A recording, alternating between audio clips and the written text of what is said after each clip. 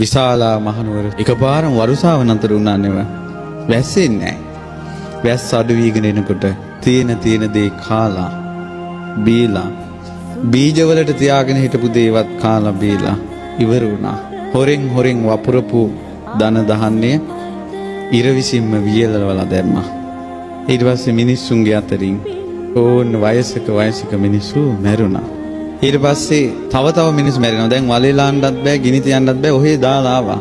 කුණු ගඳ හමනවා. කුණු ගඳට අමනුෂ්‍ය බැල්මෙහෙලුවා.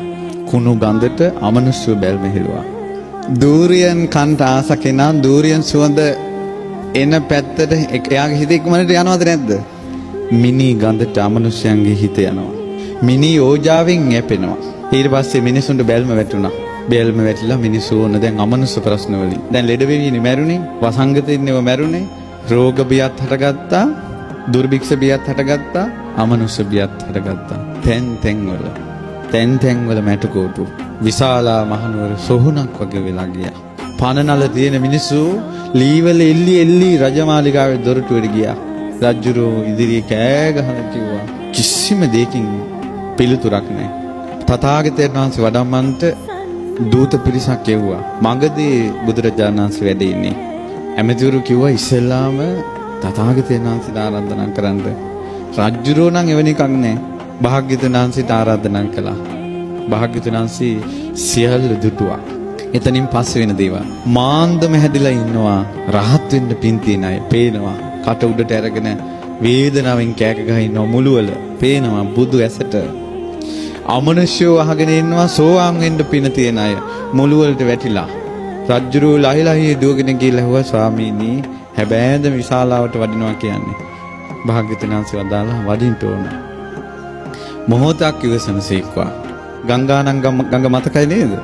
කිලෝමීටර 10ක් විතර තියෙන්නේ. ඕන ඔය ගඟ දක්වාම භූමිය සුද්ධ කරා මාවත හැදුවා. සුදු ඇලි ඇතිරෙව්වා. මල් ඉසිරෙව්වා. මල් වැල් ඇතිරුවා. මල් වියන් බැඳෙව්වා. 500ක් සංඝ පිරිස වඩිනවා. ඊළඟට බිම්බිසාර රජුරෝ ගංගානම් ගඟේ දැන් නැව් හදලා තියෙනවා. භාග්‍යවතුන් වහන්සේට බුද්ධාසනිය පනවලා තියෙනවා. ගංගානම් ගඟේ සැඩපහර නතර වුණා. බුදුරජාණන් වහන්සේ විශාලාවට සමීප වෙන්නම ආකාශයේ වලාකුළෙන් පිරී ගියා. මගේ බුදුරජාණන් වහන්සේ විශාලා මහනුවරට උතුම් සිරිපා කමල තබනකොටම ශ්‍රී පතුල ස්වර්ණ වර්ණයි ස්වර්ණ රශ්මි විහිදෙනවා. සිරිපා පියුම මහ පොළොවේ තබනකොටම විශාලාවේ පොකුරු වැසි ගහින්න පටන් ගත්තා. මහා වැසිය දැද මිනී කුණු ගහගෙන යනවා. භාග්‍යවතුන් වහන්සේ වඩිනවා. මුළු විශාලා මහනුවරම අමනුෂ්‍යෝ බුදු සිරිපා තිබූ සැනින් පලා ගියා මිනිසු දාලා. දවස් 3ක් ගංගානම් ගඟේ ඉඳලා මාලිගාවට වඩිනවා. ඒ දවස් 3 වැහැලා මුළු විශාලාවම සුද්ධ වෙලා.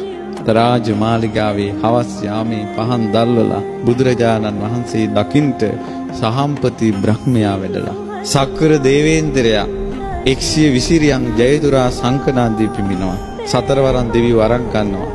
ඉන්ද්‍ර සෝමහරදී දෙවිවරු වෙනවා. බලවත් දෙවිවරු පැමිණෙනවා කියලා යමක් ඇද්ද? නීච තුච්ච භූතයෝ විශාලා මහනුවරින් ඈතට ගියා. තවම රතන සූත්‍රය දේශනා කරලද?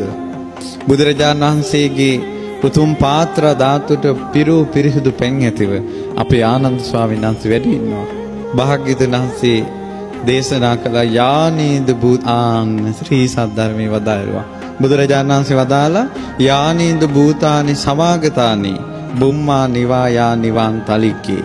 යානීද භූතානි යං භූතයෝ සමාගතානි රැස් වෙලා ඉන්නවනේව. බුදුරජාණන් වහන්සේ වදාලා පොළොවේ තහසේ දෙවිවරු රැස් වෙලානේ.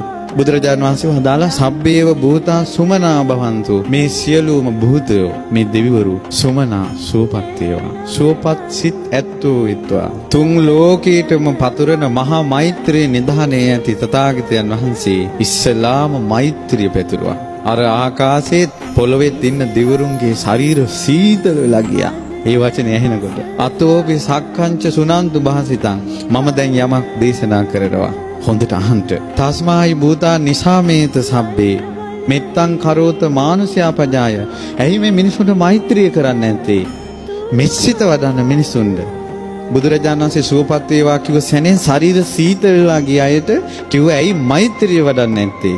දිවාච රත්තෝච හරන්ති බලින් මිනිසු පහන් තියතියා ශීර හදා මල් පූජා කර කර දුන් දිදී දෙවියන්ට පූජාවල් කරනවා පින් දෙනවා. ඇයි මේ මිනිසුන්ට මෛත්‍රිය කරන්නේ නැත්තේ? දැන් දෙවියන්ට කිව්වා අඩුම තරමේ මේ විශාලාවේ ප්‍රශ්නේදී දෙවියන්ට මෛත්‍රියෙන් උදව් කරන්න තිබ්බා කියලා. දැන් දෙවිවරු කොහොම ඔයාලගේ වචනෙන් කිව්වොත් තක්කු මුක්කු වෙලා. බුදුරජාණන් වහන්සේ වදාලා යං කිංචි විත්තං ඉදවා හුරංවා.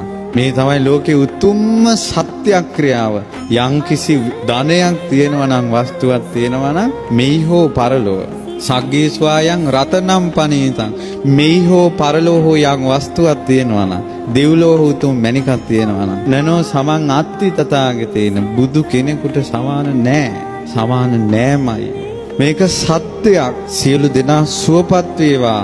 අහසේ විදුලි කොටන්න ගත්තා. මේ මහ පොළොව සැලී යන්න ගත්තා. මේ වියලී ගිය ගස්වල පත්තර හැදෙන්න ගත්තා. මල් පිපෙන්න ගත්තා. එක වචනයයි වදාළේ බුදු කෙනෙකුට සමාන රත්නයක් මාණික්කයක් තුන් ලෝකෙම නැහැ. සැබෑ බසින් මෙම සිත සැලසේවා. කයං විරාගං අමතං පනීතං. කයං රාගේ ශේකලා දාන, ද්වේෂේ ශේකලා දාන, මෝහේ ශේකලා දාන, විරාගය ඇති කරන අමා මහ නිවන දේශනා කරන ශාක්‍ය මුනීන්ද්‍රයන් වහන්සේ සමාහිත හිතින් ඒ ධර්මයේ දේශනා කළා. ඒ ධර්මයේ කෙලෙස් සංසිඳවනවා, නොයල්ම ඇති කරනවා, කෙලෙස් උපදවන්නේ නැහැ. නතේන ධම්මේන සමන්ති කිංචි. ඒ ධර්මයට සමාන කරන්න දෙයක් නැහැ.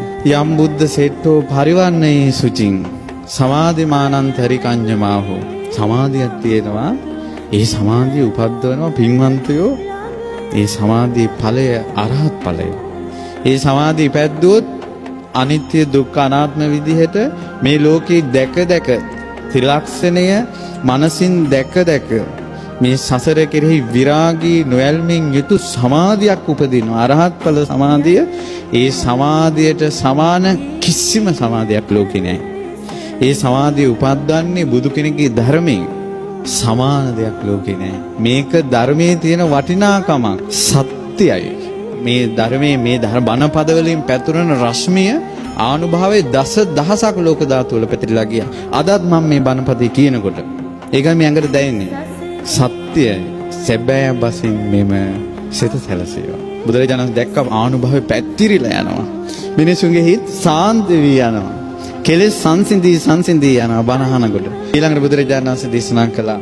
"යේ පුද්ගල අට සතම්පසත්තා."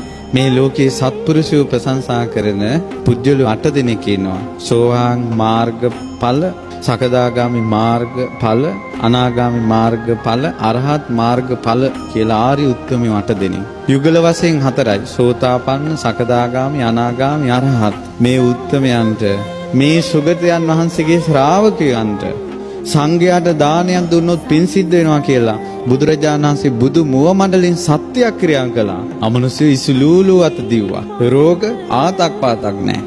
ඒ සුප්පයුත්තා මනසා දල්හේන. නික්ඛාමිනෝ ගෝතම ශාසනමි. ගෞතම ශාසනේ යම්කිසි කෙනෙක් ඒ සුප්පයුත්තා මනාව පිළිපදිනවා නම් මනසා දල්ලෙන් හිත දැඩි කරගන්න ඕන. ශ්‍රද්ධාවට ආවොත් සෙලවෙන්නේ. ඒ අරිය සත්‍යානි විභාවයන්ති ගම්බීර පඤ්ඤේන සුදේසිතානි කිංචාපිතේ හොන්ති බුසප්පමත්තා. චතුරාර්ය සත්‍ය ධර්මය අවබෝධ කරපු කෙනෙක්, සෝවාන් වෙච්ච කෙනෙක් ප්‍රමාද වෙන්න පුළුවන්.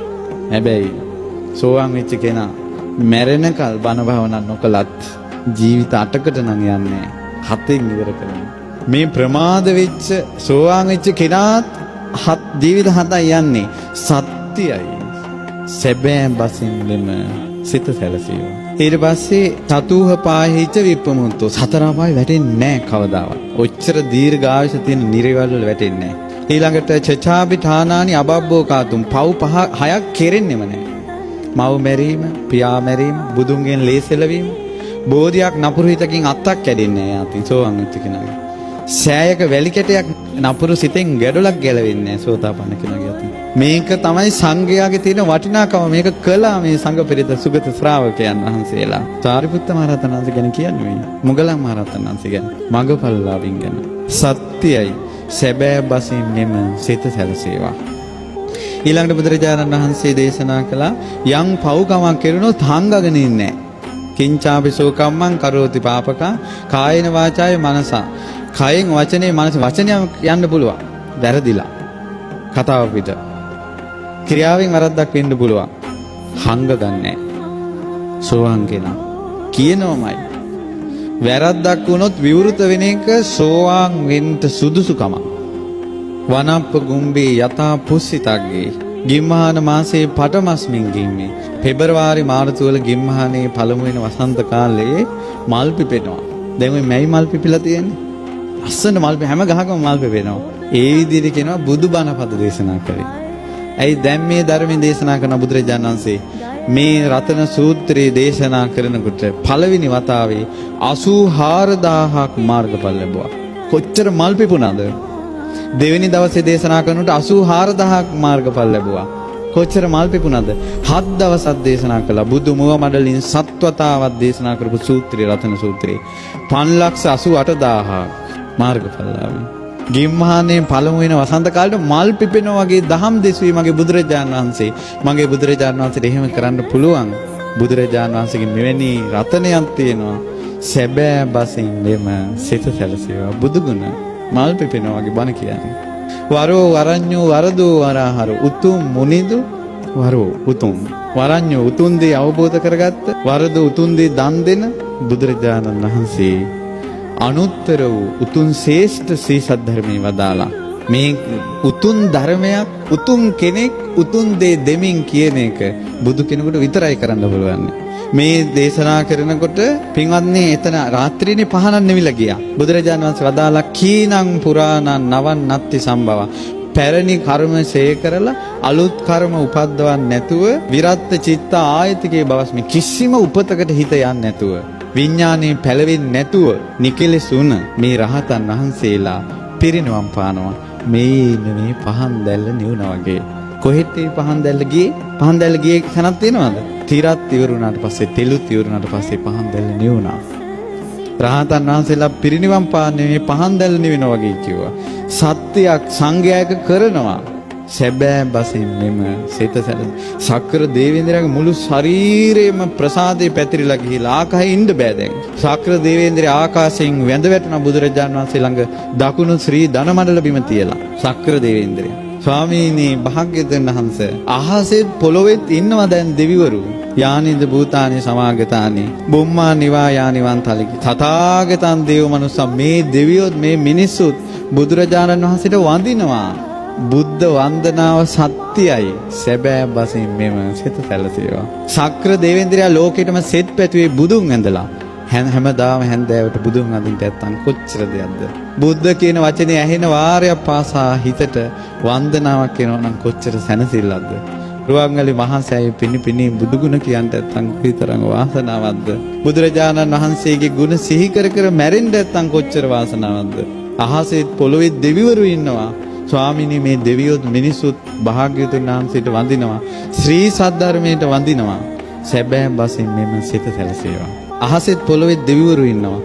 මිනිසුත් මේ දෙවියොත් ඔක්කොම සංඝයාට වඳිනවා. සංඝයාට වඳීමේ පින් බලෙන් සත්‍යානුභව බලෙන් ලෝකෙට සෙත් වේවා කියලා සක්‍ර දේවේන්ද්‍රය කියපු ගාථා තුන තමයි අවසානට තියෙන්නේ. හරි පුතුමා.